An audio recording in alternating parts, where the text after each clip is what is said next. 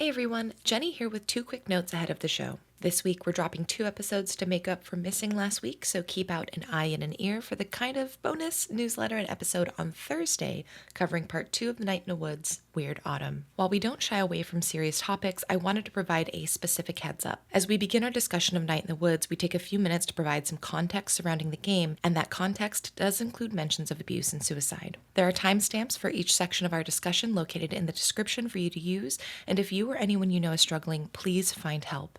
As a starting point, we recommend takethis.org. They have a list of resources, including information about a crisis lifeline for folks in the U.S., call or text 988, and additional lifelines folks can use if they're located in other countries. Thank you so much for joining this conversation about Night in the Woods, and now for our episode on Part 1, Home Again. Welcome to Geeks and Grounds, a monthly game club and weekly podcast back, where we play games and brew good conversation together. Yes, we are back after a couple weeks of hiatus, 1 week longer than initially planned, but that's okay, because we have a double episode week this week, so we'll be catching up this week. All will be well. But I am your host, Jenny Wyndham. And I'm Joel Thomas. And we're back home. Joel, we've made it. We're Geeks and Grounds. We're back home and Geeks and Grounds, and we've returned from college to life in a rural community, Possum Springs. You know, it's one of those things where as you make your way down the road and you see the old swing set and you see the old statue and you just think, oh, I left this place for a reason. But maybe there's a reason to come back. I don't know. We're getting there. There's a lot to this game. I'm so excited to be diving into it this month. Yes. So for new listeners, or if you need a little bit of reminding, every month we pick a title to play together as a community. And for the month of September, we are playing Night in the Woods. I have been very excited to play this game because so many, quite literally, I think this is one of the top games I've requested to play just in my time. Yeah. Creating content on the internet. So yeah, this is like a big one, and I'm very, very stoked and very excited for this conversation. Same for me. And I'll add, the second I started playing it and I saw the characters that were in it, I was like, I've been seeing fan art from this game for years and did not know where it was from. And now I know. Yep. This game, I think when it came out back in 2017, this game was everywhere. And I'm honestly pretty amazed that both of us have avoided. How did this happen? How did we avoid spoilers for this long? I think it's pretty incredible. So it's really nice to be able to experience it fresh in 2024 with all of you. If you are new here, also welcome. Please make sure you visit geeksandgrounds.com. That's where you can sign up for the newsletter. And that's just the resource that we send out that sends the podcast to your inbox, additional resources, stuff, show notes that we talk about here. All of that's in a nice little compact newsletter that gets sent out about once a week and makes it easy for you to find everything. And it has a link to the Discord where the community hangs out and chats about games and other stuff that we're into. Speaking of other stuff we're into, the Pastry Case. We like to stop by here before going to the main brew to just talk about things we've been engaging with, topics in the industry. It's our grab bag of what have you to ease us into the conversation. What have you been up to, Joel? It's been a while. It's been a while. Oh my God. Oh no. Oh, no. Millennial coded. No. Apologies to everyone for that. It's been a wild couple of weeks. I am fresh off of Comic-Con. For those of you watching the YouTube, yes, I am rocking a nice little shiner under my left eye. Not because I got hit, not because I fell, but because I am not good at taking makeup off. And I've scratched really hard with a rough washcloth, and there's a bruise under my eye now. So, apologies, learning. But it was a really fun time getting to see all the fandoms come out and saw some really great cosplay. We've talked about before The Girl from the Other Side and Frieren Beyond Journey's End, 2 of my favorite anime of the last couple of years.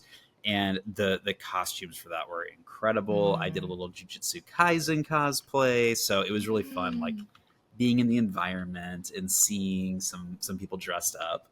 Nice. In terms of media, I didn't write this in the notes yet, but I do need to let you know, Jenny, I have begun my reread of the Stormlight Archive leading up to December's new Brandon Sanderson book. So, Okay. So yes, I will join you if that's what yes, if that's what you're asking. Yes, I I accept. am asking. So very excited to be hopping back into that world. And I actually, speaking of hopping back into a world, Fleabag season 2. I completely missed the Fleabag train when it was like on and popping a few years back. I'm about halfway through the second season of Fleabag, and this season is maybe one of the best seasons of television I have ever seen of anything.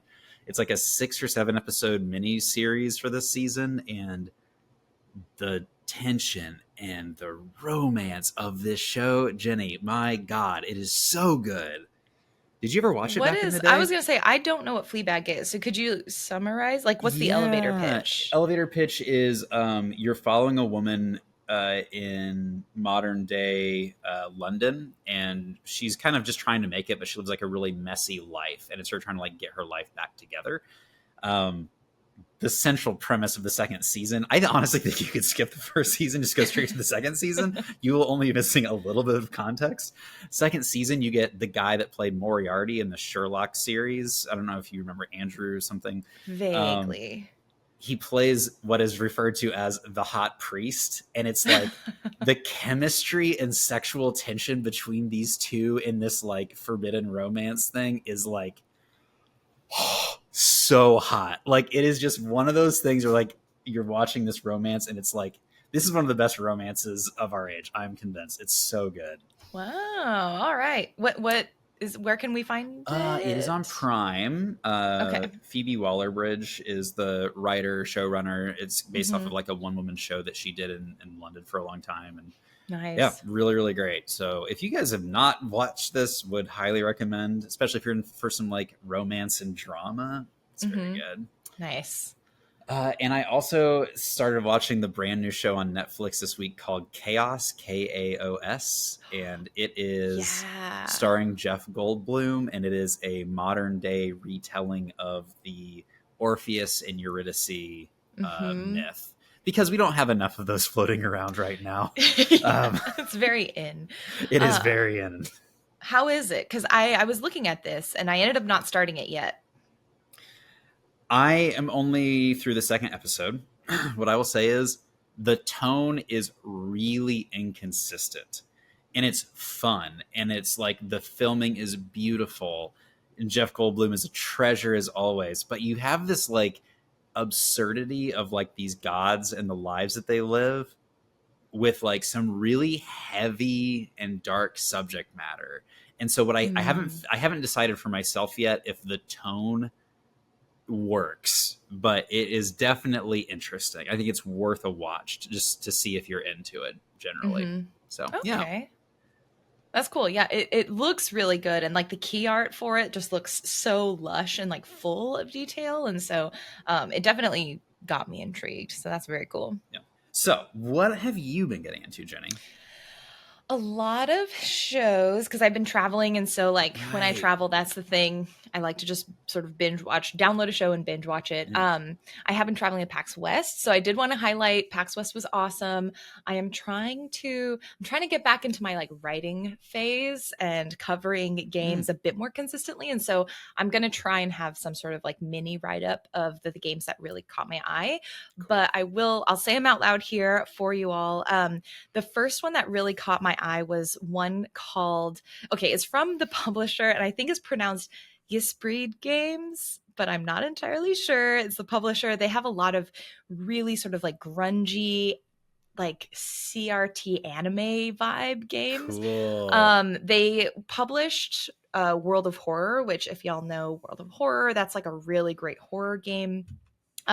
One game that I played from them was called Everdeep Aurora, and it's basically like a Game Boy Advance aesthetic with Hollow Knight-esque traversal meets like digging down into the ground, and you are like a cat looking for her mom, in sort of this apocalyptic time. So you start at the surface and you dig down further, trying to like find your mom. And as you go down, you meet all of these other characters who are also digging down to like escape this apocalypse that's happening. Whoa. Really cool. And again, the what they did that I thought was so neat is that in games like Hollow Knight, a lot of times sound are the cues. So like for folks who've played, have you played Hollow Knight? I feel like you'd dig it. I think I did, and I was so bad at it that I quit, and I've never been more angry about anything. It took me 3 times to try Hollow Knight, and for some reason on the 3rd time it like something clicked. And I think it's a very Souls-like game once you sort of think about it that way. But I understand. I bounced off of it a couple times before it hit. But what Hollow Knight does really beautifully is that they use sound cues. So if you're traveling through the world and you hear this like doo doo doo doo, there's like this sort of humming tone that's happening. You know instantly. You're like, that's the map bug. You know. Instead of played the game on mute. That probably would help a little bit. You don't need it. They have visual cues as well, but like Hollow Knight really did, I think for me, like exemplify some really beautiful sound cues. And that probably would have helped. Yet again, no doubt. Joel. Thanks, Jenny.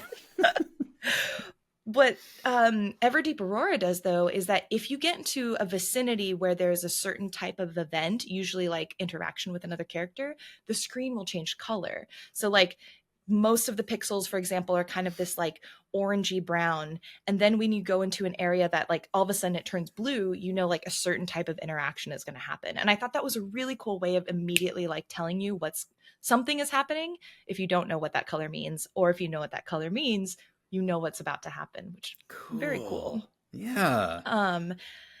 Love Eternal, another game that caught my eye, also from Yeastbread Games. This one is like, it kind of broke my brain, but I loved it. So the premise is you are a child stolen from her family by the whim of this like sort of selfish deity, and your goal is to escape like this god. And you do that by precision platforming all around the world. The twist is you can play with gravity. So you can flip the gravity so that you can go like the floor is the ceiling and the ceiling is the floor and back. That breaks my brain in the best and most frustrating way. I was playing the demo and I was just like, please don't watch me because that's going to stress me out, but I just really want to play this. It was very, very fun. Is it like they're wind runners and they're lashing themselves in different directions, a la Brandon Sanderson's Words of Radiance? I mean, I think it very much works like that. So let's say yes. Sweet. So is the demo available like widely, or is it just for people who are at the con? Unfortunately, it's just for folks at the con. I asked. I think both of them are slated for like early 2025. So I imagine they may be in the Steam Next Fest. I do not know. This is just speculation. But if I was the publisher and the game was coming out in 2025, I'd probably put it in a Steam Next Fest. October is coming up. We're going to have a Steam Next Fest episode again, and I imagine at least one of those will be available. Cool. That's my prediction. We'll see if it's true. How hard was it to like, I mean, maybe this is too much detail, but like, I would imagine like precision platforming can be so hard on a good day. Having the extra element of like lashing yourself in different directions. Mm-hmm. Was it like the controls? Was it pretty intuitive, or was it like kind of hard to like get a feel for that? I felt it was actually quite intuitive. Granted, this is so a lot of times, just like a little inside baseball for demo creation. A lot of times when you make demos specifically for physical events, you have to make them very easy or very tutorialized compared to like a demo for a digital event or like just the game itself. Not every game has the luxury of customizing a demo in that way, but if you are making a demo and you're thinking about adjusting some difficulty or tutorializing things differently, usually you make it very, very easy, because at physical events, people tend to play with extra distractions. So that they're not playing at their best. You have to make the demo accessible typically to like a wider variety of people who may stop by and try the game, and you don't want to deter them. So I don't know if it was like easier. The levels felt easier because they like just gave us a PAX demo that was easier, or Sure. if it genuinely just like was that intuitive, but it felt very intuitive to me. So that's awesome. I'm like, I'm very excited for this now. It sounds you've pitched it very well. yes, I'm gonna let them know. And the last game that I wanted to highlight from PAX West was this game called Winterborough. Let me make sure I have that correct.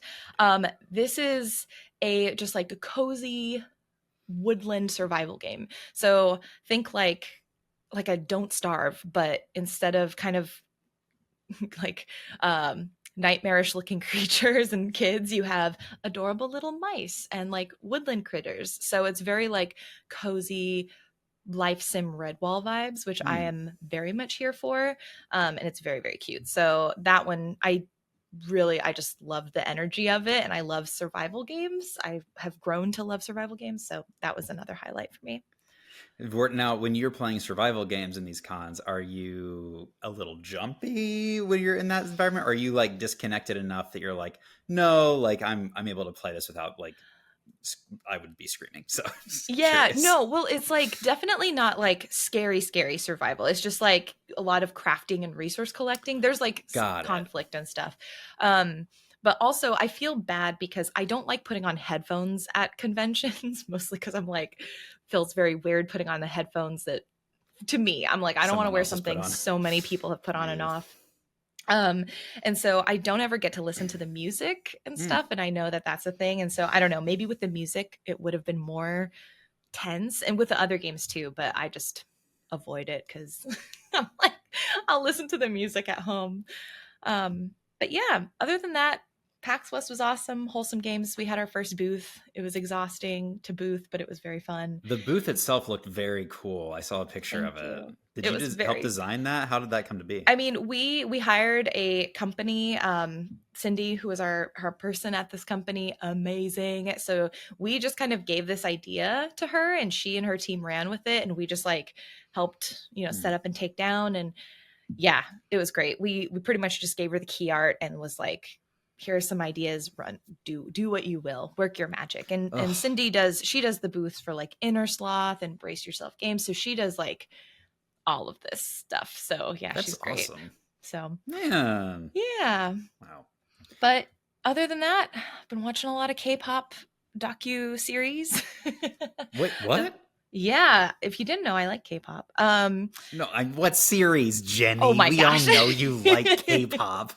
So it's really fast. I feel like there's a bunch coming out at the same time. So the first one I watched was called it's the Cat's Eye docuseries, Pop Star Academy. And it's like the behind the scenes of the making of this girl group, Cat's Eye, which was like a very public kind of survival show thing. Oh man, what's really fascinating to me about this documentary is I went into it and I'm like, okay, this is going to be a total marketing piece for this girl group because Hybe and Geffen, they have authorized the production of this, through Netflix. So obviously they're not going to let them say anything that makes the company look not great. Yeah. No. There are some really, I think, major critiques of the industry and how specifically Hybe and Geffen have run the competition to create this girl group presented in this show. And I was actually quite surprised. I was like, they really just let people show some of this behind the scenes stuff. And I don't think ultimately it's going to hurt them. I think they're going of the, even if it's not bad or even if it's not great news, it's going to like cause discussion. Good publicity. Yeah. And I mean, I guess I watched it, so they win, but it was really fascinating because they have some moments where I was like, this feels real. Like these are, for people who don't know, when you start training to be a K-pop idol, like some of the earliest folks go in at like 10. The girls in this show were like 16 to 18. These are kids going through a process. Wow. And so like seeing the way that these children were treated like adults in the industry a lot of the time in terms of the demands presented to them, some of the twists that they put them through in the name of drama for a show, it was really not great to watch. And it was really like, oh my God, I really don't believe they showed some of this stuff like Wow. fully. But they did. So, I mean, whoever actually kind of produced and was the showrunner for it, like, really good job on them for capturing, I think, the actual essence of what happens, like the highs and the lows. Pretty Um, compelling. yeah, it was. And I think it made me like really care for the girls at the end of the day, which is ultimately I think what they want. It's like I hate the company, appreciate the artists. But yeah, it was really fascinating to watch. And then the other one I was watching, which is on Apple, is I think it's called K-pop Idols. And that one's interesting because it goes and follows a couple of different groups that are not like the most well, they're not like BTS level of known, but Hmm. very decently known groups, Okay. and about some of these trials and tribulations about being in the industry. Hmm. One of them is Jessie, who's like a solo artist. She's Korean American, so she has a really different experience of the industry, I think, and different stuff that she brings to it. So yeah, just if you're into K-pop, really, really good stuff to watch and learn about how it works, basically. It sounds really interesting, and because the my very limited on the periphery understanding of how these super groups kind of get formed over there reminds me a lot of like how O-Town was formed in the States back in the 90s. The kind of like we're picking the cream of the crop, and then like Mm-hmm. the industry is assembling them into a group. And Yeah. so hearing that like this Cat's Eye group had kind of a similar formation and getting to actually experience kind of the behind the scenes of that sounds really interesting. Yeah. Well, I think what's fascinating to me is like this style of creating a group is very like it's not good, but it's very normalized, I guess, in Korea, where it's Yeah. like, yeah, like you go and there are hundreds of labels that you go to train and begin your training for like idol, debut. There are major companies that like are built just to create these groups. And it's almost this like Ford model of Interesting. factorization. Yeah. And it's like they take what they've seen from American hip hop and pop, they like take the best elements of it and they say, okay, we're going to train people to specifically do these aspects of it. And it's interesting because I think in America, the perception of stardom is like, oh, you're discovered. And it's like a very organic thing because you just have authentic like star quality that cannot be like denied and you become famous. So there's a really different origin story, I think, for Mm, fame, particularly when you look at like the pop industries where it's yeah. like I think like O Town and maybe S Club 7, like some of these S groups from Club the 90s, 7.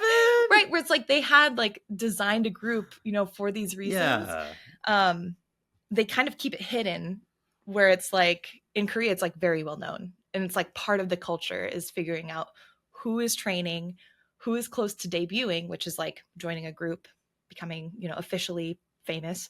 And like they systemize it to the point where it's like that's why they have survival shows to vote in people to pop groups. So it's a very different Hmm. celebrity culture in some ways. Yeah. So That sounds fascinating. I'll yeah. have to check this out. Yeah. It's a very, again, compelling, I think is a good word for it. Very compelling watches. Yeah. So All right. that's Well, we'll get that's into it. it then. Before we head off to talk about Night in the Woods, notable releases for this week. We're going just from August, let's see, August 3rd through 10th, and then we'll have an abbreviated one for next time. We've got Self Loss coming to PlayStation, Xbox, Switch, and PC. What the Car coming to PC. Elsie coming to PlayStation, Switch, and PC, and I Am Your Beast coming to PC. If you want details about each of these games, again, if you subscribe to the newsletter, where the links will be placed, as well as all resources and show links. So geeksandgrounds.com is where you can go for that. Lovely. All right. So here we go. Ready to begin our discussion of Night in the Woods? I would be ready, Jenny, Yeah. but I feel like I've been lied to. And Uh-oh. before we talk about anything else, I feel like we need to call out the elephant in the room, which Mm-hmm. is this game does not take place during just one night in the woods. It does not. There Is are in fact actually many nights. multiple nights in the woods. Yes. Sometimes in the woods, sometimes not.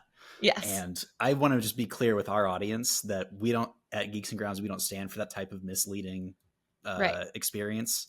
So I'm just calling it out now, just so that everyone knows. Right.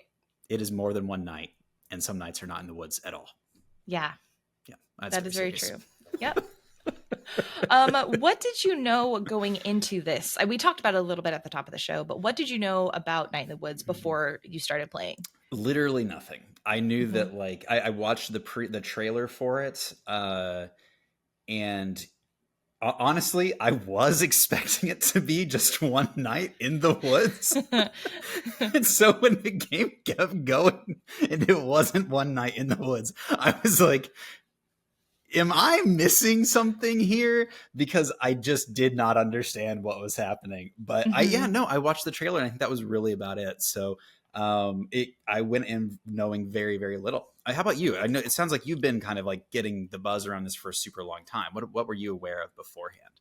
Yeah. So, I mean, I think the biggest thing is I've seen all the fan art. I've seen like people streaming it and talking about it. I've intentionally never really paid close attention to anyone I've like lurked in or like hung out with if I saw them streaming it, because I didn't want to spoil it for myself, knowing it was a game I was going to play eventually. But I have heard from many folks that this is a game that's like deeply impacted them. The themes, I knew it was about sort of this student, like college age person coming home. And so this idea of like, what does it mean to return home? And what does it mean maybe if you've changed, your home hasn't, or if maybe if you haven't changed and your home has. I think those themes, I know the game kind of circles around, but other than that, I really have no knowledge of the game, which is kind of incredible. Again, I'm amazed that I've gone this long, almost a decade since the game's been launched. I don't know what happens. And so I'm really excited because I think, most of the time I try to play a game fully before doing it for Geeks and Grounds to just kind of get ahead of any potential things we should, get ahead of. And with this one and what people have said, I was like, you know what, I'm just going to kind of take a leap of faith and I'm just going to go into this one fresh and experience it fresh with you all. So I'm excited to do that. We do have a Geeks and Grounds first this month, we do. I know. Because Joel is not always good at reading notes, I played the entire game in one sitting instead of spacing it out through the month. So for the first time ever in Geeks and Grounds recording history, I will be the one who has a bit more knowledge about what's happening in this game. And Jenny is the one who's going to be experiencing it in real time with all of the community as we play through it together. Yeah. That said, I am already certain that I'm going to be making statements. You're going to be like, why did you do it that way? There's this much easier way to do things. And I'll be like, I played this whole game in one sitting and did not realize that. So that's going to happen. And I'm excited for it. Yep. Super, super stoked. Before we dive into discussion of the game itself, though, we did want to bring up something that I think a few members of the community have already highlighted, and we wanted to make sure and not avoid talking about and let you know that this is something we're aware of and something we'll probably touch on, if not throughout the entirety of our discussion, definitely by the end. Yeah. And that is the really complex circumstances that surrounded the people who made this game. And again, we touch on this stuff because context is important. We do not believe in completely separating the art from the creators of that art or the time and place it was created. So knowing this is really only going to help us inform our analysis of this game even further. So Infinite Fall is the name of the 3 developers who started a group making Night in the Woods. This wasn't an official company. This is just the name they took to come together for this project. The 3 members were Scott Benson, Bethany Hockenberry, and Alec Holowka. Alec was the composer, and about 2 years after the release of Night in the Woods, a developer named Zoe Quinn, who wasn't a part of this project, came forward stating that he had been abusive to her physically and emotionally in the years that they were living together, I think throughout the development of this project. So very shortly after she came forward with these experiences, The other members of his team, after reflection, realized they too had been subject to abusive behavior from Alec, and they chose to cut ties with him shortly after Zoe made her statement online. About 4-5 days later, Alec did commit suicide. And so we bring this up because this was a very tragic thing that happened, but the aftermath really exacerbated everything.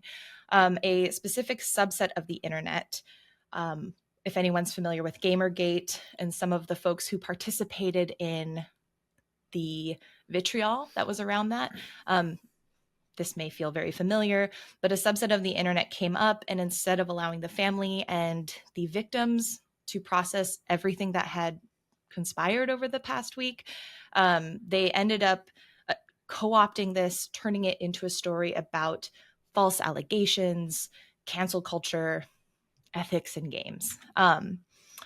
According to Alec's sister, who then posted to Twitter after his death, Alec had been, quote, battling mood and personality disorders throughout his life and was a victim of abuse himself.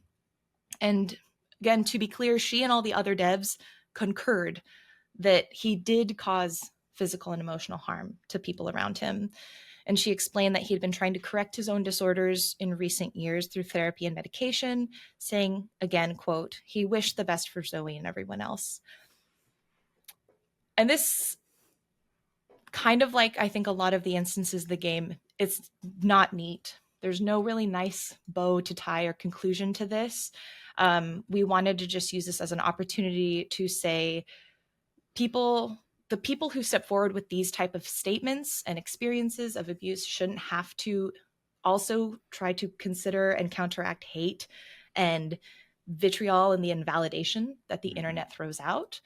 And we want to not deter anyone from engaging with this game, but we also want everyone to be able to go in and play as informed as possible. So we want to share this to basically share the messiness and the nuance that we'll be discussing throughout this month.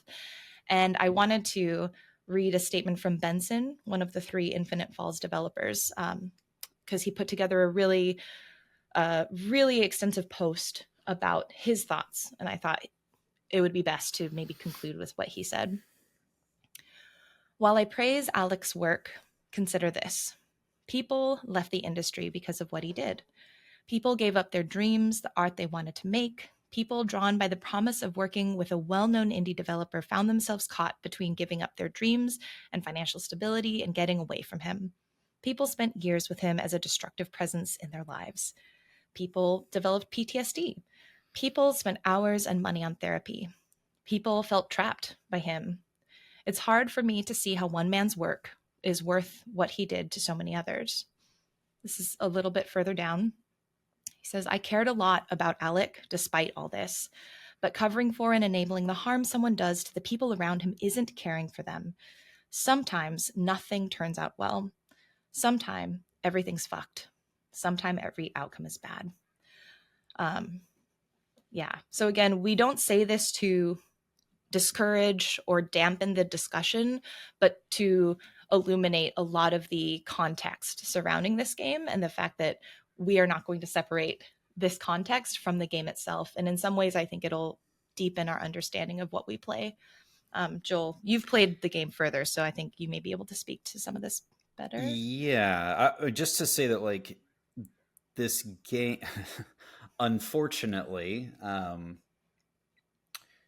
this game is going to be exploring characters that are flawed in some pretty serious ways, and that, like, you know, because it's in a game, it can feel like, oh, this is just kind of fun or whatever, but the realities of the game are that, like, these characters that are doing bad things sometimes are not let off the hook for that, like, not by their friends and community, and et cetera, et cetera.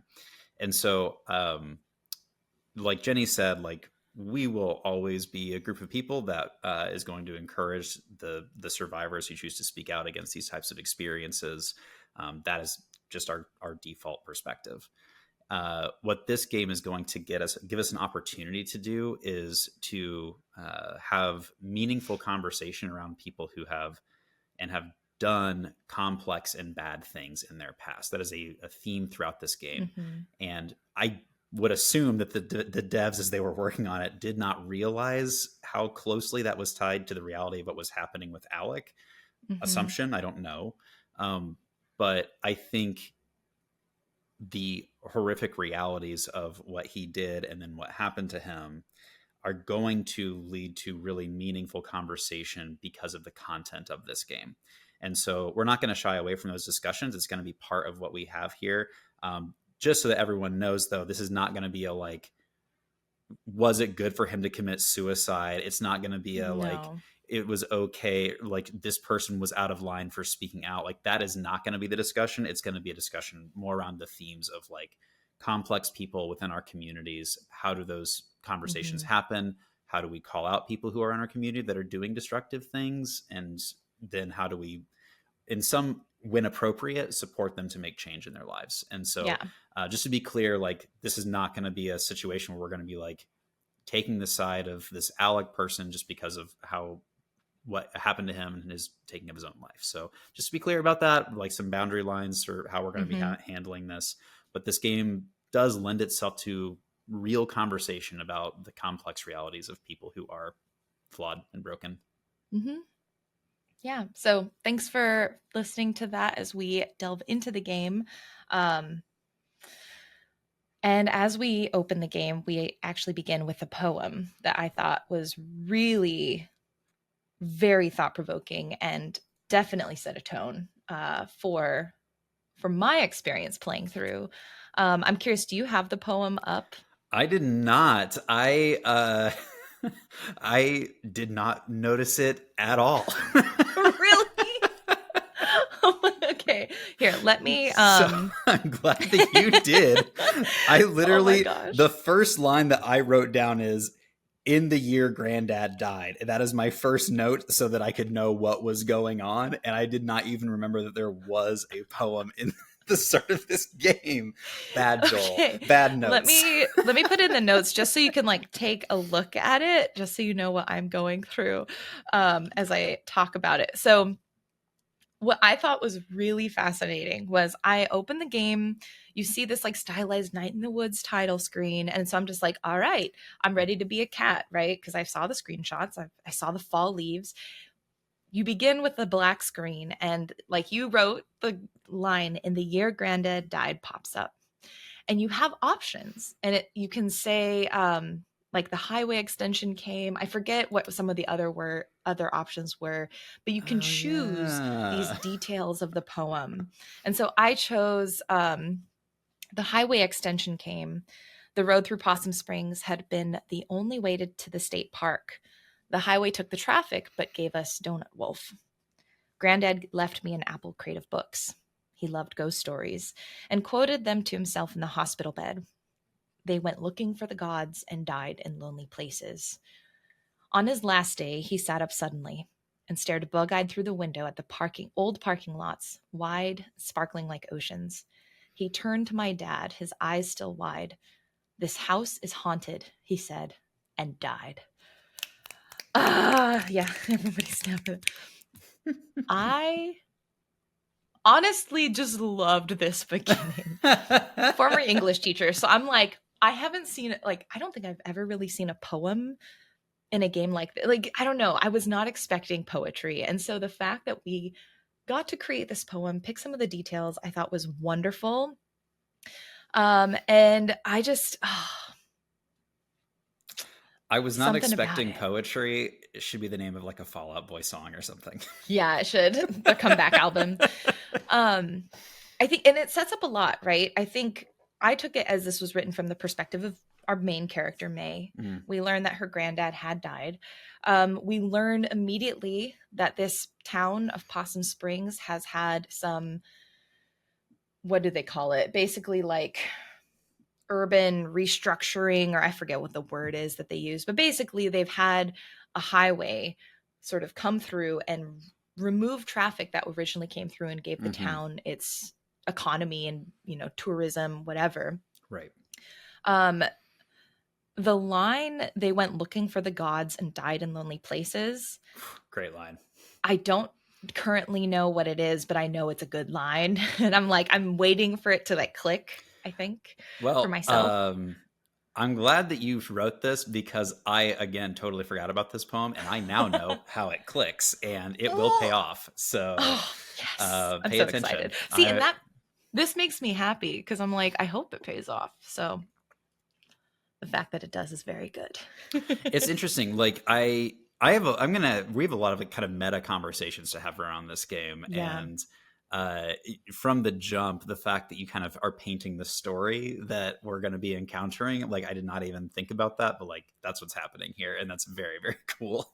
Yeah, it's beautiful. And like, again, I'm excited because you have insight that I don't quite yet about how this will actually pan out. But I think this poem really illustrated to me this melancholy that the game will sit in. Mm-hmm. It's a game, like in the first line, we have death. And so I feel like this is a game about the ending of things, maybe not death for everything, but like this is a game about the ending of stuff.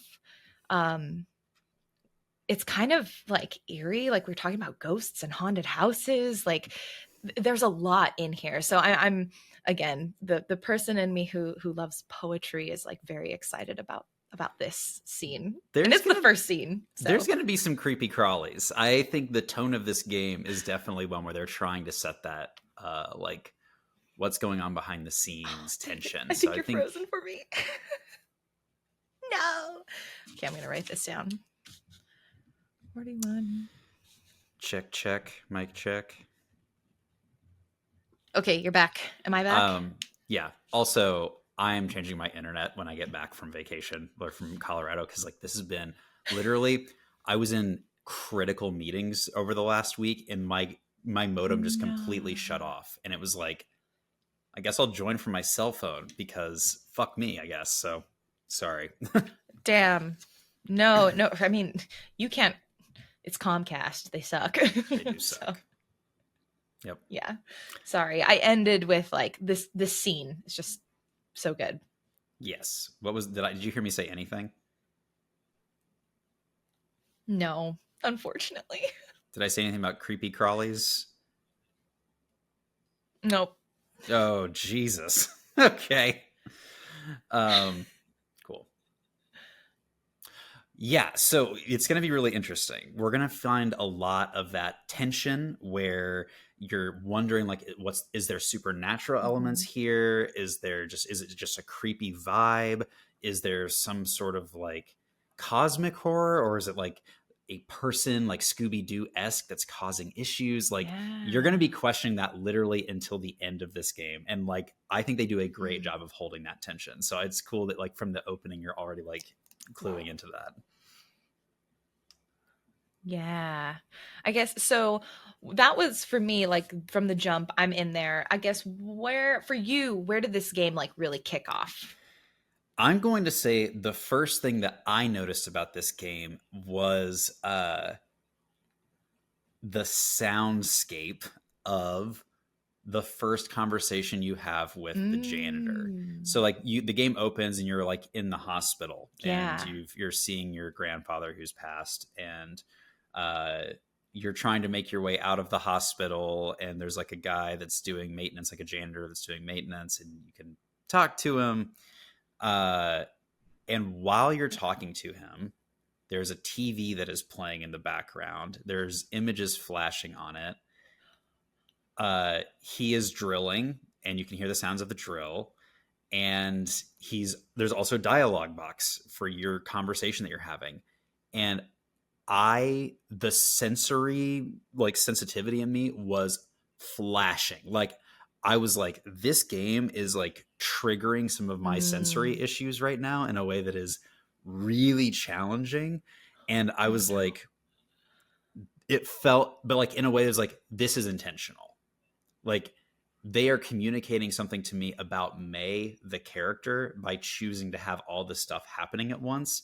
And I'm glad that they did that because I think it felt intentional, and it is. Like as you get to know May and like some of the stuff that she's dealing with, that is going to keep coming through. But like for me, I wrote this down as like the first thing that I noticed was like, they are using every element of this world to tell you something in this story, and it is intentional. And so that was for me, like the game kicked off really in that moment because I couldn't ignore it. That's really fascinating because that's something that did not register for me at all. You know what I mean? So that's really cool. I'm very God, again, this is why it's good to play games with other people, because then it's like they point out things that you never would have noticed. Yes. I do think that was in the bus station though, because wasn't that like right when May had arrived and was like waiting, I think, for her parents to pick in her the up? bus station? I thought you were in a hospital. Yeah, I think that's the bus station, because as you exit, you're in Possum Springs and you're just like, well, no one's here. I thought that whole scene was taking place in the hospital, like that you are literally walking out. I think you're probably right, but like that was mentally, it was like it totally changed what I was. Yeah, I assumed you were walking out of the hospital room. So yeah, I mean, generally, the opening of the game now makes a lot more sense to me. So as always, Jenny, you have given me the missing piece that, hey, yeah, it didn't make a lot of sense that you would show up and there would be a person that had died in a hospital bed by themselves and you are just the only one there and the rest of the family is gone. This makes a lot more sense. Yeah, that would be so bleak if that was the case. Like, what? Oh my gosh. But yeah, so you end up, you get a soda for the janitor, and then you end up leaving. And honestly, this is like so sad, but May is just looks around and is like, well, my parents forgot about me. I guess I'll walk home from the bus stop. Oh, it's so sad. So sad. And it's like it's a kind of a mini tutorial thing. You're learning how to jump around the world and like how you're going to like navigate the different layers of your environment. The actual hike through the woods, I thought was going to be the entire game. Very quick game. I thought it was going to be, oh, you leave this place, and now the whole rest of this game is going to be your trip through the woods to get to your parents' house. And that is not what happens. Yeah. It's like 5 minutes. That is honestly a really nice thematic concept. I think that would be a really good game. It's just not this game. It's just not this game. Because instead you go through this creepy woods and your aunt, who's a cop, is there to help take you home. What was your experience during that moment though? Like traveling? Okay, so one thing I noticed very early on, because my habit in games, especially when they're like side-scrolly sort of 2D perspective, I always go to the left first because that's usually where secrets hide, and then I go to the right. What immediately struck me about this game is you're pretty much always moving to the left. Almost always. Yeah. Like that's the narrative progression direction is to the left instead of to the right. And I think that is super interesting. I think that is really representative of this idea of moving back in time, moving back into place. And I think in getting to know May, I feel like May acts quite childish for her age. Like I keep forgetting she's in her, like she's a 20-year-old approximately, like 20, 21. I think they say 20 eventually. 20. Okay. Yeah. I feel like she acts like she's still in high school. And so it's really interesting because the first things you do physically in the game are move backwards. So you're like taking steps back literally.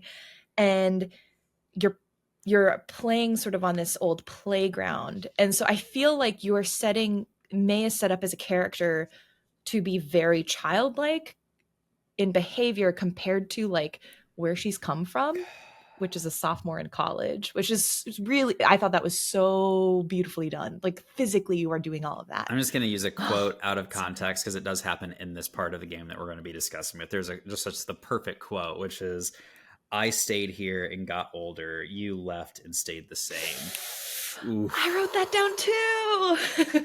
That's coming from B, who is like one of the best Coolest characters in the game. character. Absolutely coolest Yeah. character in the game.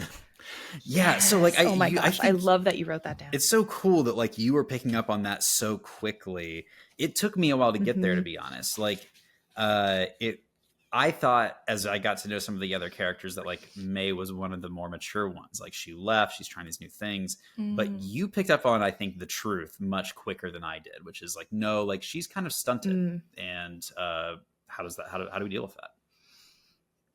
Yeah, I think, and I think May is super interesting because I think in a lot of things she does seek to the core of like kind of what she asks why a lot, which is also a very childlike thing. But I think the thing she asks, like, what's the point or why, are very valid questions. So it's not like she's so interesting because I feel like there are elements of her where I'm like, yeah, why would you do adult things when you could just stay home and play video games and hang out with your friends? Like, why would you fast track yourself into taxes and jobs?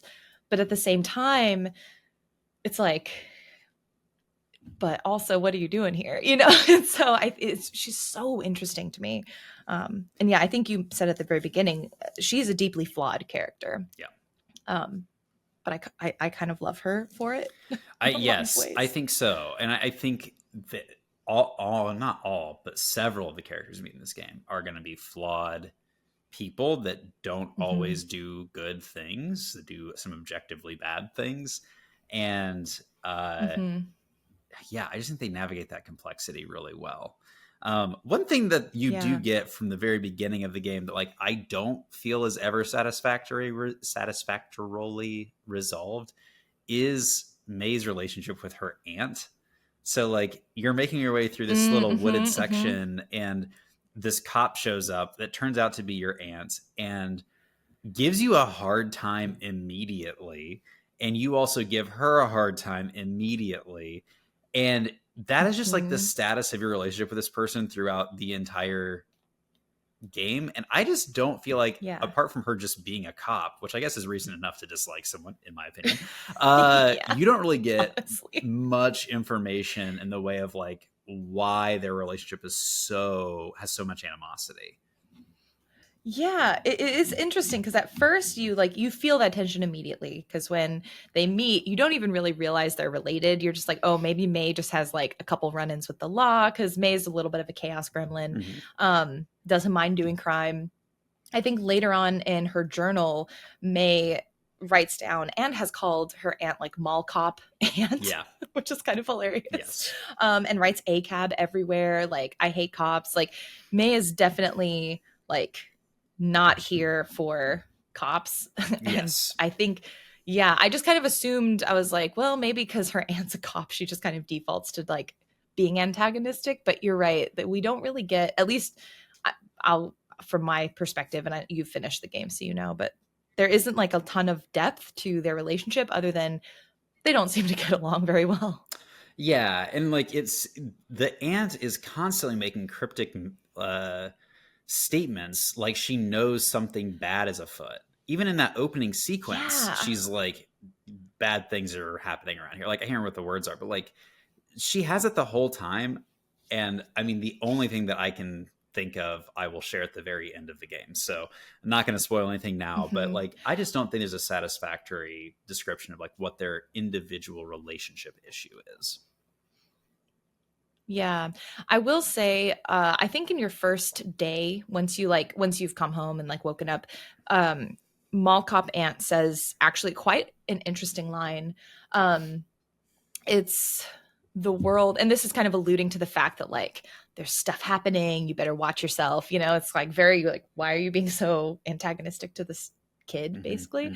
But she says the world isn't out there somewhere, it's here. I was like, that is quite a good statement. It's very good. Because I think there is this idea, this idea of like, oh, I'm back home. This is like a sort of a safe bubble space in which I can still be a kid and I can still do these things.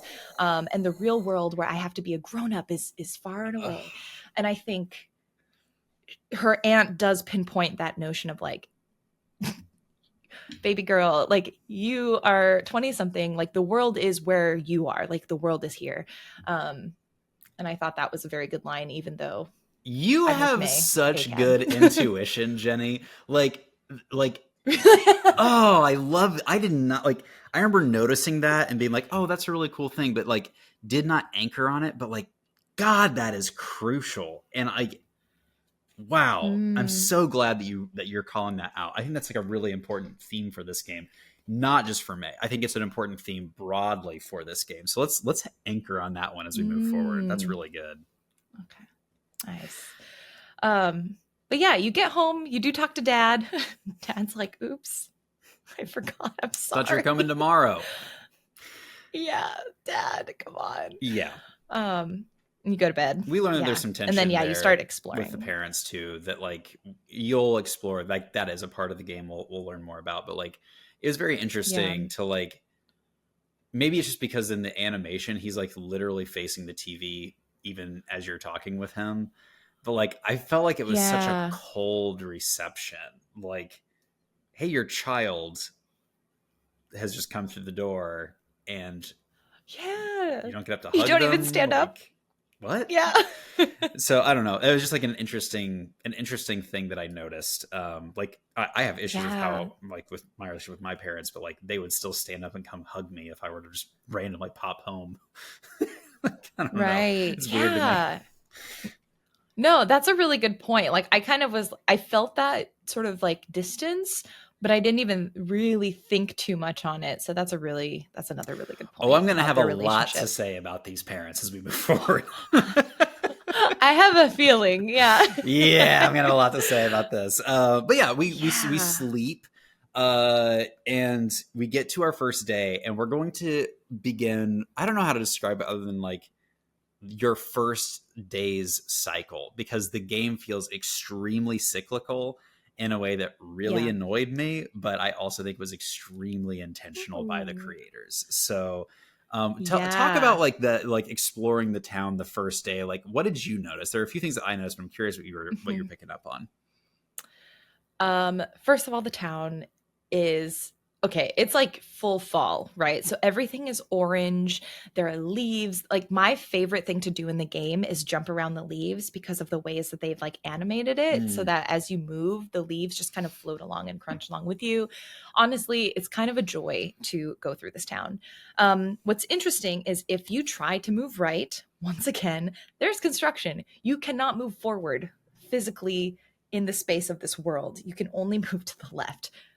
Again, super fascinating to me because I keep going to the right and it just, as you're walking through, I think what's really interesting is that this is a town that looks like it has perhaps seen better days. It's not a huge city. Like there's a street that runs through, there are houses. A lot of them are smaller, a bit more like you live in kind of what seems to be the nicer neighborhood. Like you live in a house. Yeah. Everything else seems to be like dilapidated shops and apartments. There's a diner. I think there's mention of like train tracks that are like further down that I haven't been able to access yet because the game won't let me go there yet. But it seems to me like this is a town that once was, I think it's a mining town is what it seems to have been. In its heyday, it probably had a bit more of a bustle and hustle to it. But now it's kind of this like sort of shell of once was, and it seems like there are people who both are trying to capture and like there are people who are like standing by these statues and talking about like how they want to improve the statues and all that, and there are people who are just kind of like, well, we're here. That's it. So it's a very interesting setting, I think. I agree. And right before we hopped on the call, one of the things a parallel that I wanted to bring up as a part and parcel of this game is thirsty suitors, where you've been gone for a while, you've done some relationship damage, and now you're coming back and trying to like reestablish yourself in this town. A major difference between these two worlds is that in thirsty suitors, the town seems to be relatively thriving and doing okay. And a major important motif of this town is that it is struggling. Shops are closing, places are for rent, Mm. and like jobs are leaving, etc. So I think while there are a lot of interesting comparisons to make there, I think this is one Hmm. very distinct difference between the two that I think it adds to the story. Like it gives another meaningful element of this exploration, that you are coming back to Mm-hmm. a town where like you haven't changed. That's kind of what we've talked about. People that were in your Yeah. life maybe have changed a bit, and the town has changed, but for the worse for sure. And that is Yeah. something that is an interesting element to explore that we really didn't get to explore much in Thirsty Suitors. Mm-hmm. I think it's funny because we were talking about this before the recording started. You mentioned Thirsty Suitors, and I was like, absolutely. I like Thirsty Suitors. I think is a really great parallel to bring. I also thought of a movie that I really dislike. So me mentioning this is not an endorsement. I am not saying you should watch this movie, but I'm saying there's some really interesting parallels to the movie Cars. um, for those of you who are blessed and have no idea what Cars is, I'm sorry. Join us in this sad knowledge. But in Cars, there's this like fancy race car named Lightning McQueen, Ka-chow. who basically, through a series, through a series of events, ends up at this like Rusty Springs, um, Route 66 abandoned like town, and I very much got similar vibes, and it brought me immediately to like, hey, there is this town very derived of like kind of this blend of sort of rural South meets Appalachia like Yeah. vibes that I think Hollywood kind of like coalesces together. um and like, here is someone who's coming in. Let's see, in the case of Cars, like, let's remember and have a lot of nostalgia for like the beauty of those bygone days and like try to restore it. This one I think is much more interesting and perhaps and definitely nuanced exploration of what does it mean to have a town like that, and what does it mean to come home, and like, how do you even move forward? Do you move forward? What does that look like for this village? So There are a yeah, your few. example is much nicer. There are going to be a few pieces of media that I'm going to reference while we play this game. Some that I love and some that I Mm-hmm. detest. Just because there's some really fun parallels, but I think we've picked two perfect ones for the first part of the game. I think Thirsty suitors and Thirsty Cars. Suitors and Cars. I think we've really picked out some distinct Oh motifs my here. gosh. I will say, as I navigated through the town, one of the things that I noticed is a bulletin board. And when you go to that bulletin, did you check out the bulletin board? Yes, Did you play I with the ball of did. string? I did, and it bounces, and Yes, I it had was very so much fun. fun with that little, like, such a little tiny little bit of physics that they threw in the game for Oh no my reason, but it gosh. is just like, it was really satisfying. And the other thing Yes, that I it noticed was. there was there's a poster for Casey, who's a young man that has gone missing. So something that Hmm. that I that I noticed as we're moving through here. Um, Yeah, yeah. which is okay. I was kind of like, and maybe it's not weird, but I felt it like it was weird that your aunt wasn't like, hey, kids have gone missing. So, like, this is why I'm mad that you're out late. Like, she was just more like, you hooligan, get back and, what are you doing? And it felt very weird. Like, I think what's interesting to me is that this missing kid seems to not be, I don't know how old this news is. I forget. I didn't write down how old the poster was, but I was like, I feel like people should be like, that should be big news, Well, in a small community like this. what they say, because I think you talk about this relatively early on with your friends, that Hmm. everyone knew he was trying to leave, and so the assumption is he just hopped a train. Oh yeah, you're right. You're So right. I think Yeah. like it's odd. Like there are a lot of oddities, and like everyone who's taking notes at home, like you should be noticing and jotting down things that feel strange and inconsistent. Like the ant, your point, like Hmm. the ant not saying that like people are going, or a person at least has gone missing. I think like it's those points are interesting and something that I think Hmm. again I'm going to give this game a lot of props for its intentionality, and this is just one more point that I think feels very intentional. Interesting. But we did Okay. mention the friends, and so shall we introduce Did them? I love our friends? You get to make, you meet 3 people throughout this first part of the game. Greg, B, who's our favorite, and Angus. And I always want to say Anthony, and I have to look back at my notes every time, but it is Angus. So Greg is like a fox. You are a cat, by the way. May is a cat person. Greg is a fox person. Angus is a bear person. And B is like a goth alligator girl, and she has my heart forever. So good. I love B. I love B so much. So good. But kind of the opening game, you go to a grocery store where Greg works as like a clerk or manager, kind of hard to tell. And one of the first things that happens is he tells you have to come to band practice, where the other 2 are going to show up, and you get your first rhythm game experience of the game. Yeah. Can we talk about the rhythm experience? We can. Hey, how good were you at it? Sucked. Okay, I sucked. I'm not going to lie. I was so bad. I was not mentally ready. I was not in the headspace. I had to have the volume low, so I couldn't quite hear like the rhythm that I was even going for. And it just threw me in so fast. I didn't even know what was happening until like halfway through the song. So I ate it. It was in not the good way. I'm going to give this my biggest point of criticism for this game. You will do a lot of this rhythm game throughout, like band practice. When you eventually have a bass at your room, you can play bass. I don't think it's good. That is my opinion. I think it is the rhythm of the music, I don't think matches when you're supposed to be hitting the buttons.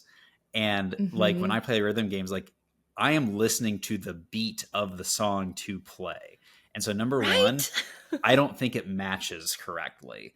And number 2, the button layout, I cannot keep track of. It's like the X button at the top just throws me off, because it's like the left to right. I played on Switch, is like Y, X, B, A. But that does not click with where the buttons are for me at all.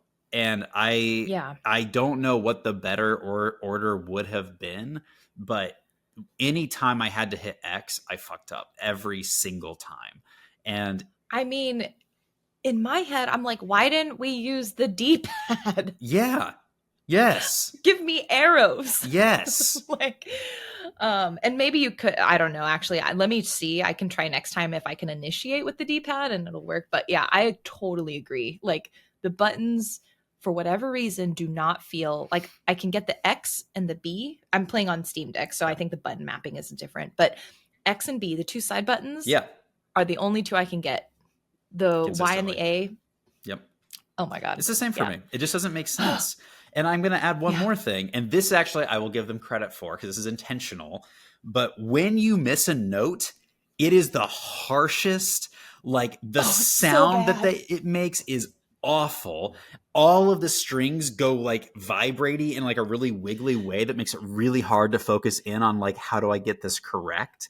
And then all of the characters whose faces you can see, like their eyes bulge, like you've really messed up. It is so hard to like get back on beat once you mess up on this game. Like real life. It's like a real life nightmare show that you've messed up.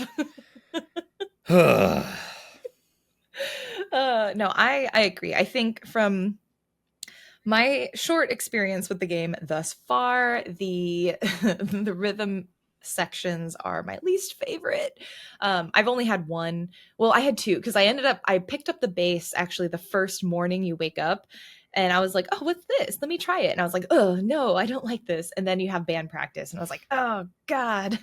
But fortunately, I think Dave in the Discord mentioned, if you don't like it, it's okay. It's not required to pass the game narratively. So if you are just like, I hate this, you can just put the game down for like a minute or 2, come back when the song is done. Yep, absolutely. You could do that.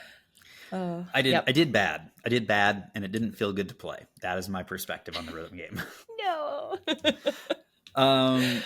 kind of moving forward to some of the next big beats of this story. Anything else that happens like that first day that you wanted to highlight? Yeah, well, we haven't talked about each of their personalities, which I think are really clearly apparent from the start. So just to get a bit of dynamics, B, who is, again, alligator goth girl, B and you like used to be sort of best friends is what we find out just in a minute, I think. Yeah. But B is like much more, when you meet her, she's like not super conversational, standoffish, and you're kind of like, what is the deal here? Like, is this B just in general? Is this me? A bit of both. We don't quite know yet. We're gonna find out more, for sure. And it seems like you, similar to Thirsty Suitors, like it sounds like you were the one who maybe did something to fuck up this relationship. You don't really know what at this point. Yes. But yep. Yeah, May definitely has stepped into some hot water and has not resolved any of it. It doesn't sound like she even knows. Like, she doesn't even realize that she did something wrong. And it's like, yeah, girl, you have done something here. I know. For sure.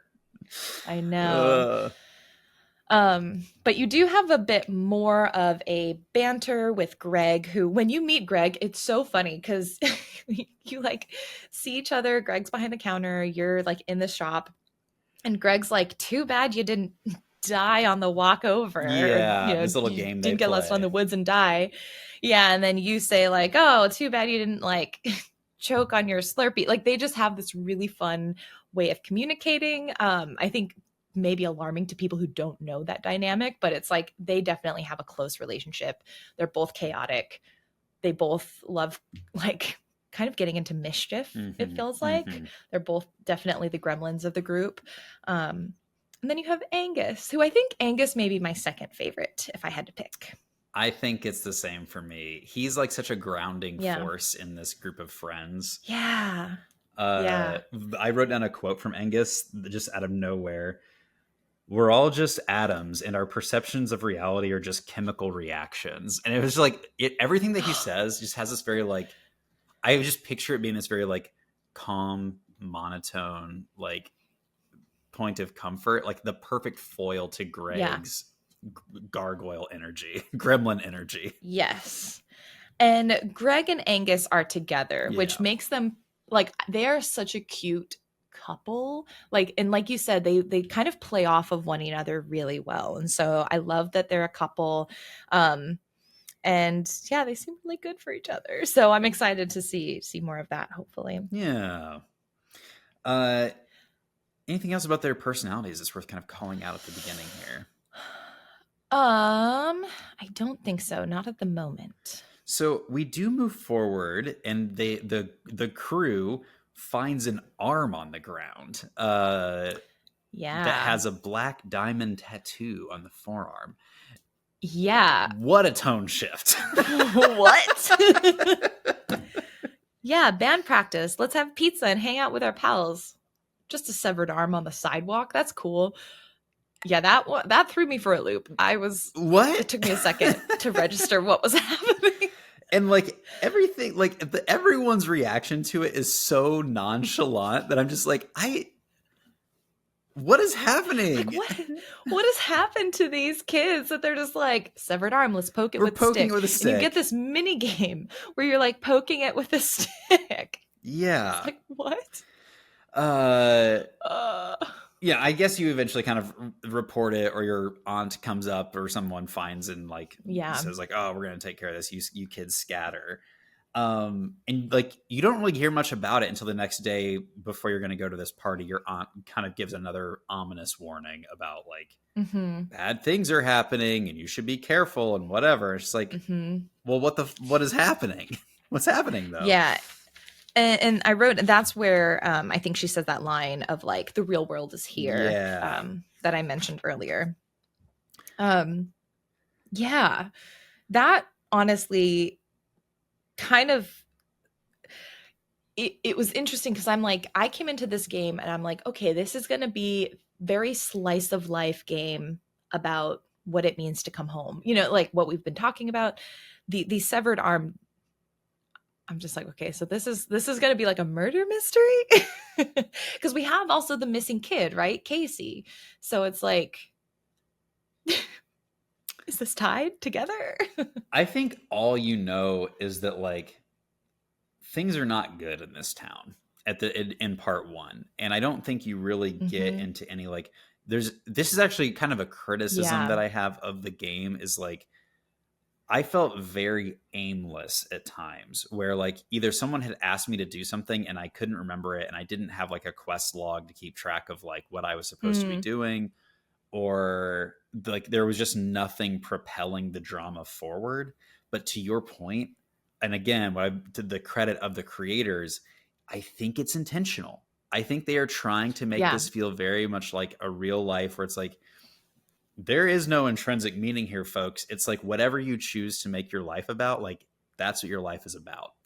And I think that the reason that you play this kind of cyclical, like every morning you wake up and you can explore and move left down the street and see your same friends and have the same chat online or whatever, is because they are trying to bake into you like, no, in real life, this kind of cyclical, very repetitive day-to-day motion is reality. That is the real world.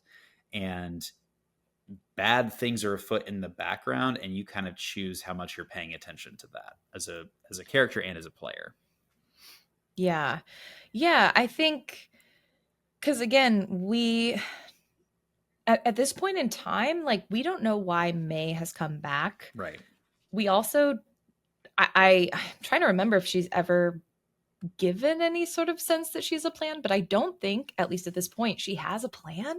Like she's just kind of back and she's just like, let me just hang out with my friends. Which, you know, maybe she does have a plan that we'll find out later. And like, of course, it's just day one, you know, we're in the first couple days. Maybe you just needed time to just chill and that's fine. But I don't get the sense that May has a plan for coming back other than just being back.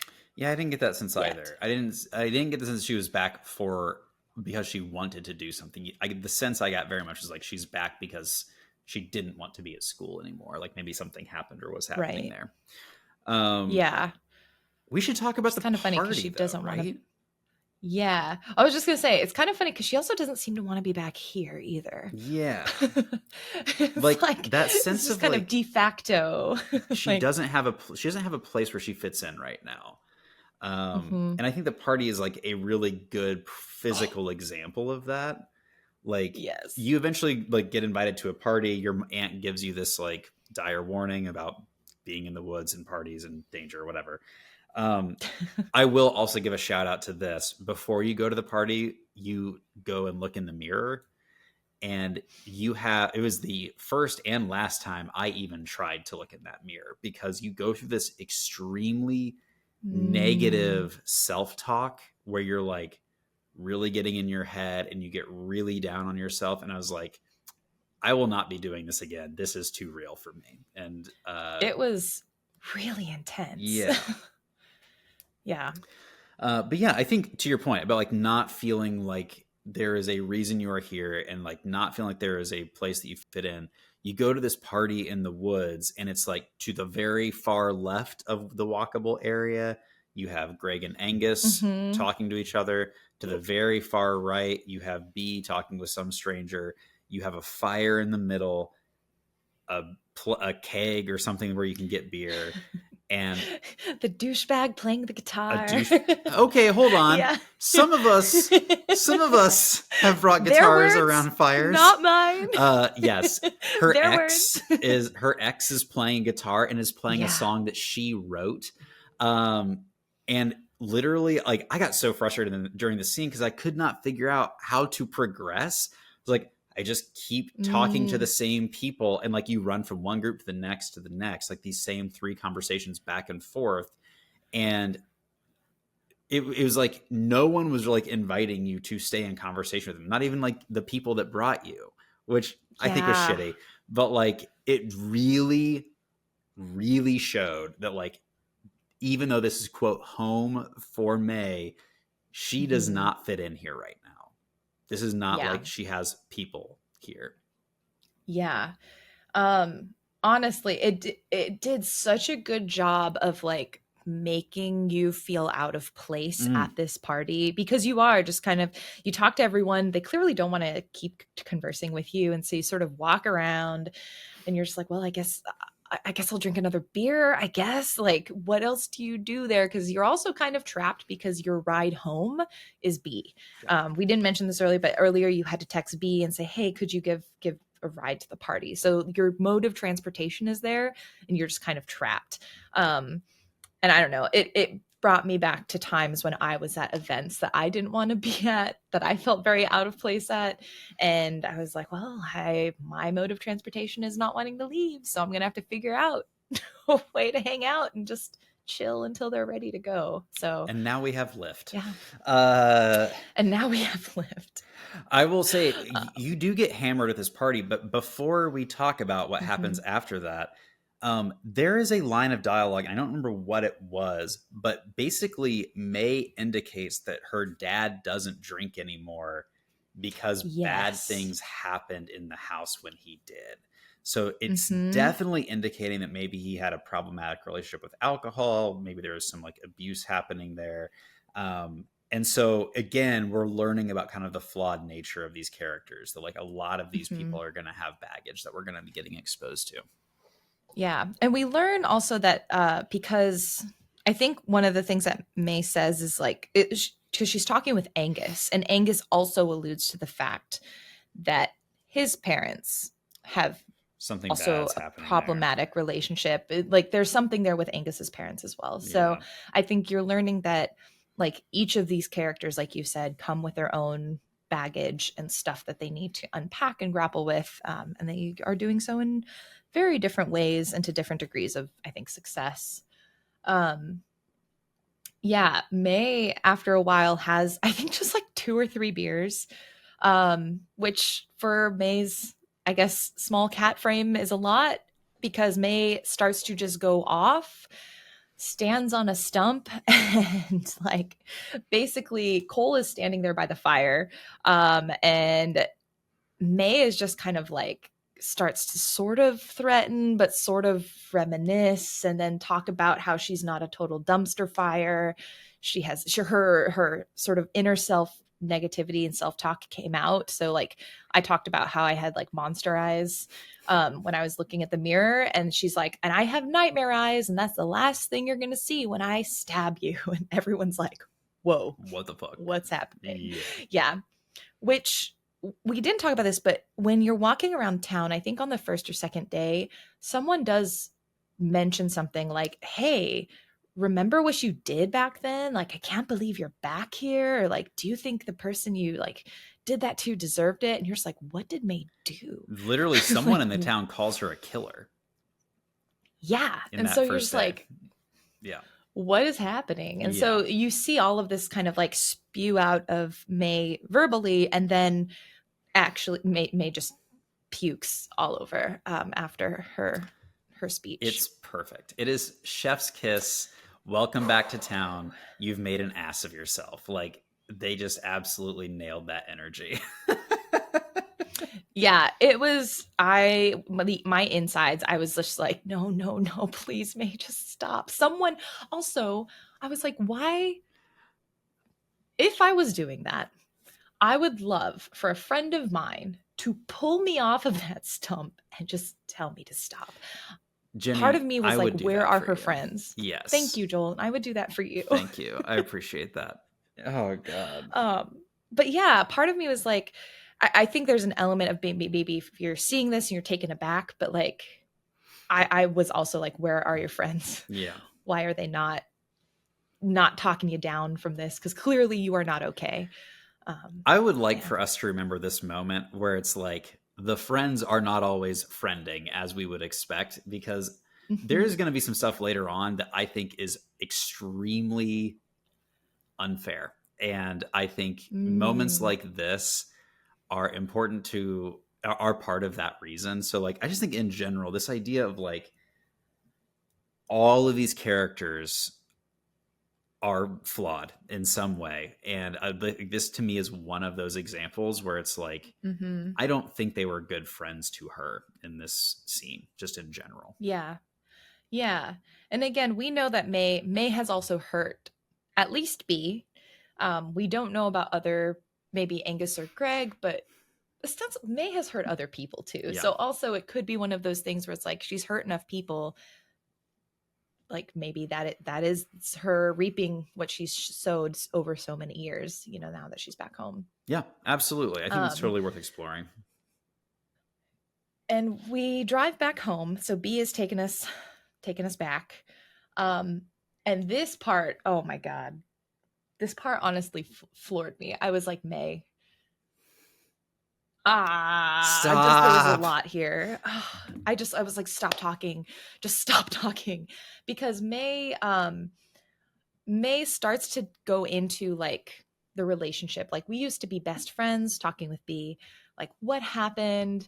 And there are two big topics of conversation. The first is the fact that like B wants what May is throwing away, right? B wants the opportunity to go to college, to have an opportunity to make something of her life other than what she has in Possum Springs. Mm-hmm.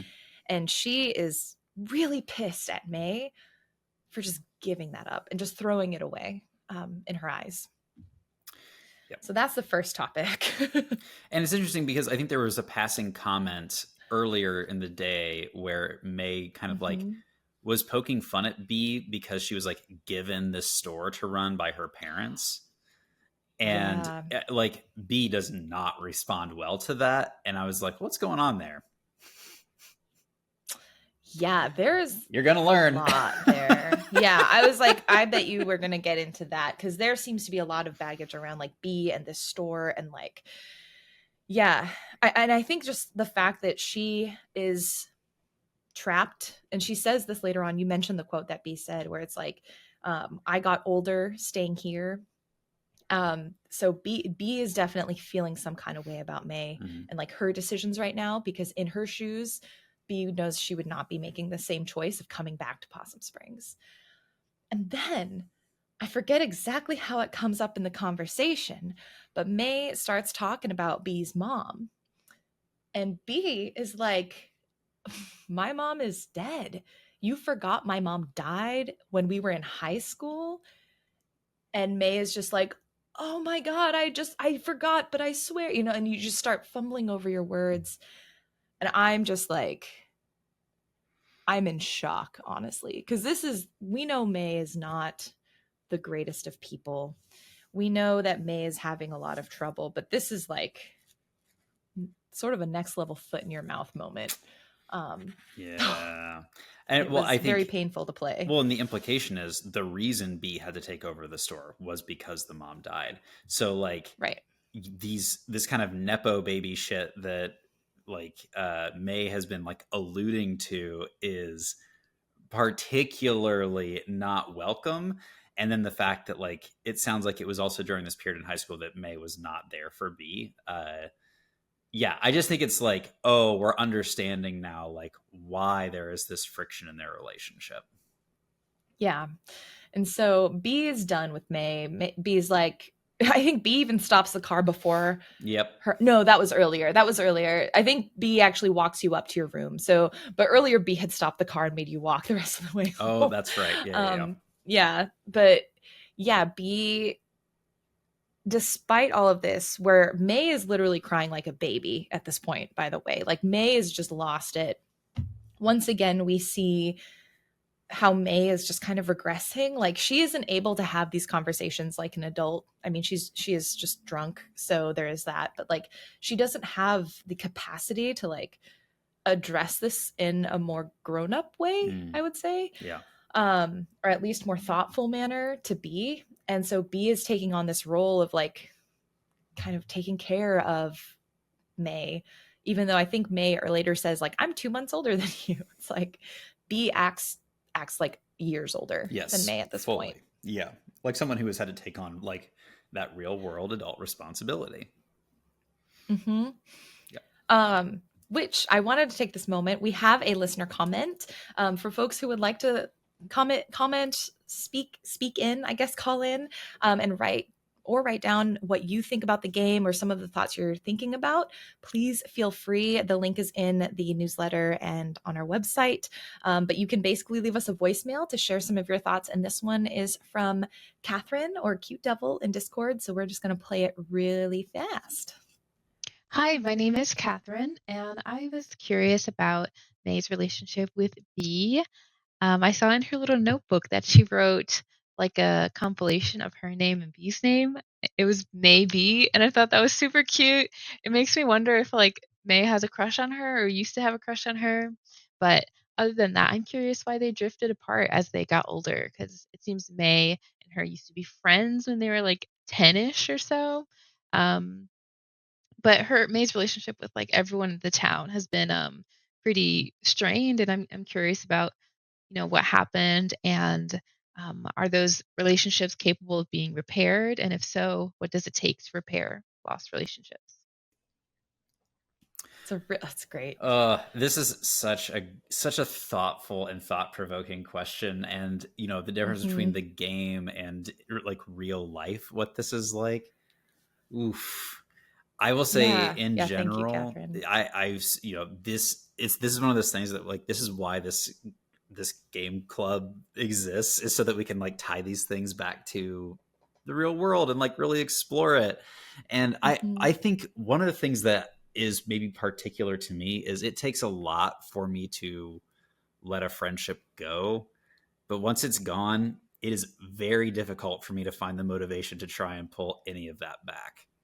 I don't know that I have a great experienced like response to this. Have you been in a situation where it's like you've lost a friendship and you've tried to recapture it? Oh man. Whew. Yeah. I have. I think I'm actually in sort of a phase of that right now with a few folks, actually, where it's like a couple of two different people are coming to mind, and these friendships kind of fell through or fell out for different reasons. One was a bit more sort of organically, like through distance, and the other felt a bit more contentious. And I think what's really difficult is like to repair relationships. The hardest thing for me is to feel out not only what the other person is like comfortable with and kind of like moving through that in ways that feel good for both of us, but also like time. I think that's the biggest thing, is like this idea of, I think especially in a video game, it can be like, oh, you hit the buttons, you do the thing, and it's like you've achieved the level and your friendship has been repaired. And I think in some ways, even in this, it's like, oh, in the game, you can like hang out with the characters, and that's like giving you events that make you feel like, oh, the relationships are getting better, we're getting stronger. And that's not how it works in real life. And so I think what's really interesting is this idea of time that I've been thinking a lot about, where it's like, the only thing that can really repair, for me, a relationship is sustained efforts over periods of time. And that's not something that can be rushed or anything. So, yeah. I guess now that you mentioned that, and I alluded to this at the very beginning, like the only like real relationship in my life that is strained or fractured and that I have put effort into is that with my parents. And to your point, there is no one-time thing that is going to fix that. Like it is going to be a long, prolonged amount of effort that like is going to have to be reciprocated.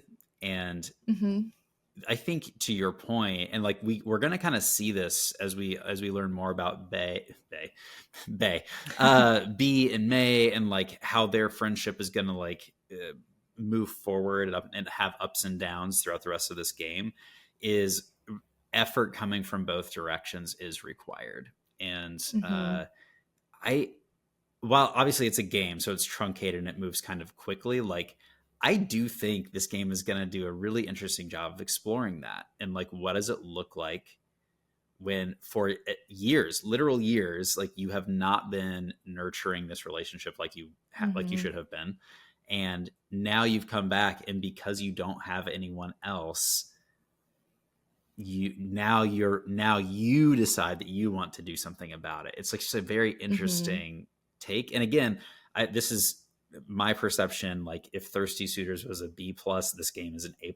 Like, this level of complexity and how they work their way through the hardships of this relationship is one of those reasons why I think it's a very, I don't know, it's an emotionally resonant way to address what it means like to have a falling out and try to fix things later. Yeah.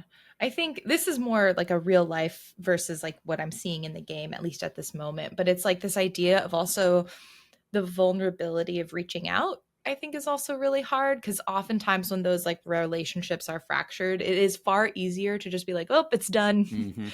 Like, washing my hands. I'm not going to reach back out and try to repair something. And I think this idea of like, even the idea of how do we repair a relationship is one that I don't know we often think about nowadays. Like, I think a lot about how a very common, and I'm not talking about like people who disagree with us on like human rights levels things. Yeah. That's different. I'm talking about like things we feel like are able to be discussed through and like genuinely, kind of worked through. This idea of not throwing people away, but also taking the time to repair the relationships and being vulnerable enough to like open yourself up to like bringing them back in. That's something that I've been thinking about a lot, because I think, I don't know, right now I feel like it is much more popular to talk about total cutoff versus actual restoration, just in people and relationships. And I think it is interesting to think about these friends, these people who've grown up together, who've harmed one another in different ways, who have like not been great to each other in some ways, still are there for each other in a lot of ways too. And I find that really real and really compelling. I'm just going to say this now. This might be one of my favorite found family games that I have ever played. And these relationships feel so true. And I think just knowing that you're coming in kind of in the red, if you will, in these relationships, that like you're not coming in with a clean slate. You're coming in having done some bad things in the past, even though you don't really know what they are. Right. I think maybe that's why, but like it really pushes towards that. And like in a found family scenario, like you're gonna have conflict. What does that mean? Yeah. How do you work through it? Like all that stuff really matters. So incredible. I'm really enjoying this game. I hope you all are too. It was a real blast to play through. Yeah. So thank you again so much, Catherine, for the comment. Again, if you all wanted to share any thoughts you had, whether it's a question or just a thought that you had as you played, please feel free to submit that. Again, go to geeksandgrounds.com. That'll have the link for where you can do the voicemail. But yeah, we are a mess at the party. We go home. B takes us up to our room and takes care of us, even though we were a total ass to her all night. And so we then conclude with a dream. The first of the dream sequences. And this is a weird one. This is like, you're in this dark, there's like a full moon. You're in sort of this dark silhouetted area. You walk up these buildings and there is a giant statue of like a bird. And you hit it. And honestly, it feels very precarious because it feels like you get knocked back every couple of hits and the beak is super pointy and it feels like it's going to fall and like stab right through your heart. But you keep hitting the bird and you keep getting knocked back. What did you make of this dream, Joel? Nothing. I made nothing of it. I was like, I know that this is a dream sequence and I think this is going to pay off. And I have no idea what any of this means outside of this. Honestly, I think the dream sequences are just like, they add an interesting layer of complexity to this game and how you understand the world and how you understand May, but they are extremely opaque. And this is like your first one. So what did you make of it? Like, I mean, okay. So what I think is interesting is it's a bird figure. And I feel like in the house, we actually have a bird. It's kind of like a weird, goofy Pluto situation because I'm like, we're cats. We hang out with birds who are anthropomorphized, but we also have pets, which is kind of interesting. But on the second story, on the floor with the grandfather clock, there's a bird in a cage that as you walk by, you can like talk to it occasionally or like sort of react to it. And I don't know why, but my mind was instantly brought to that bird. I don't know why, because there are other birds in this game. But I think this idea of like bird in a cage came to mind. I also thought a lot about the statues around the town. We haven't talked a ton about them. I think probably next episode because we spend a bit more time in the town. Yeah. But I think this idea of these statues that represent these like bygone days of the past that the town isn't willing to let go, and having these statues just kind of like, or a representation of a statue just like be ready to pin you to the ground by stabbing you. I don't know, something in there feels symbolic. Yeah. Not and quite like sure how, but this statue in the dream sequence itself, it's like pipes that are fitted together. If you were to think about like jungle gym, like pipes fitting together. Oh yeah. And so like think about like a rusted swing set. That is kind of the energy That's of this, of like the silhouette of this I didn't even statue. think of that. So like there's definitely That's something really about good. like decay happening here. There's something about like the only way to finish this dream sequence is for you to destroy it. So like there seems to be something about like May's role, May's destructive potential that's like related somehow here. So I just think I have like there's a lot more like thematic questions that I have coming out of this than I have any sort of answers.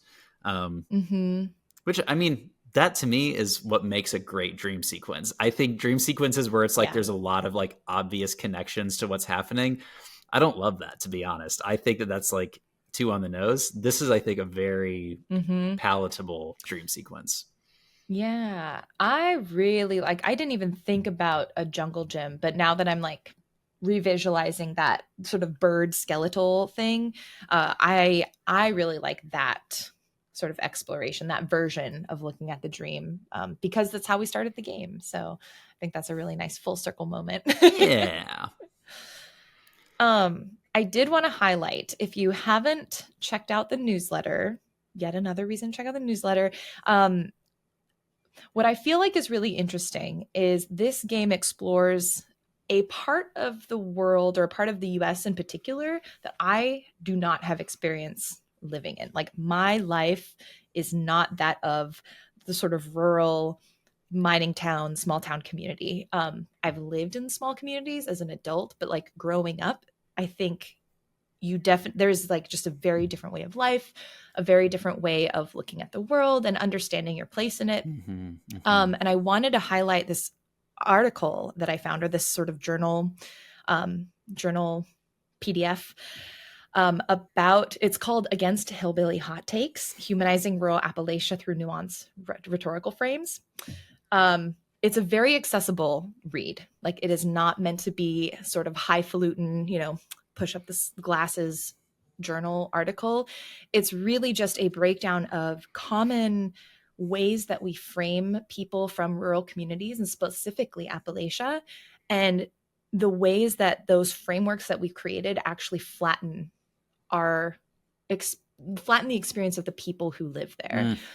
Really interesting. And I think especially in light of this game, like we are seeing a version of this town that I think is way more nuanced than I have seen represented in Cars, for example. And I think this article really helps for me contextualize it a little bit more, because it's not an area and history that I am super familiar with. So wanted to highlight that as something included in this newsletter. It's a really good read. Highly recommend it. It's, I think, deepening my understanding for sure. Yeah, just in general, the concept of a town that is running out of steam, if you will, and like how that happens is really an important motif that runs throughout this whole story. And there's probably something to be said here about interstate infrastructure and how that has led to so many towns struggling and so much poverty, for the sake of convenience, for the sake of like having more time or less time on the road. Like it's there's a lot here, and there's going to be a lot of critiques of like capitalist systems and things like that throughout this game. So I think there's a lot to explore, and I'm really excited to be doing it with y'all. Yeah. So for next week, or for the next episode, I think we're going to be releasing 2 episodes this week just so that we're still on track for finishing this in September. We are going to be talking through part 2. What's really nice is this game actually has title cards. So once you hit the section, you'll know it because it says like part 1, what is it called? Home Again. Part 2 is called Weird Autumn. And you're going to play all through Weird Autumn until the Long Fall. Once you hit that title card, you can stop if you want to. You can also keep going if you want to. Whoops. You can, no, I mean, it's like if you're into the game, you want to keep going, go for it. We just break it up into these episodic episodes because it's easier to podcast and we get to dive in deeply into each section. But also, I know for me, it's really helpful to be like, oh, I only have this small chunk of a game to finish instead of like the whole thing. But yeah, you play how you want, but we'll talk next week about Weird Autumn. Thank you so much for joining us at Geeks and Grounds. As always, we do ask that if you're a listener of us, that you give us some feedback and a rating for wherever you are listening to us. We always appreciate that, and your words matter for us. I hope as you are moving forward throughout this week in the very short time until you get to hear from us again, that you give your cop aunt the trouble that she deserves. Thanks. Yeah. Bye. Bye. The Geeks and Grounds podcast is produced and edited by me, Jenny Wyndham. The logo is designed by Lee Thomas. And the podcast theme song for today is Home Again from the Night in the Woods original soundtrack. In addition to finding episodes across YouTube, Spotify, and Apple Podcasts, you can hang with us on Instagram at Geeks and Grounds and reach out to us with questions, comments, thoughts, or feedback via our website at geeksandgrounds.com or email me, Jenny at geeksandgrounds.com. Thanks again for listening and see you next time.